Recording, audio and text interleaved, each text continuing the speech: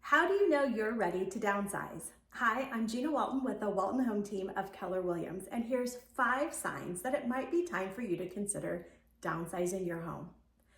Number 1, the equity in your home would pay off debt that's at a higher interest rate.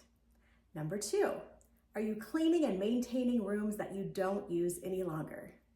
3, have your spare bedrooms started to be rooms for storage?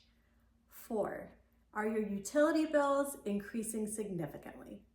And 5, would you rather be traveling than maintaining a home? So whether you're considering downsizing 6 months or 3 years from now, it is always beneficial to look at the numbers and set up a strategy that works best for you.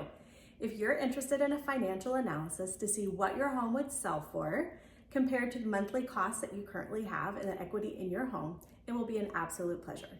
Reach out today and we look forward to talking with you soon.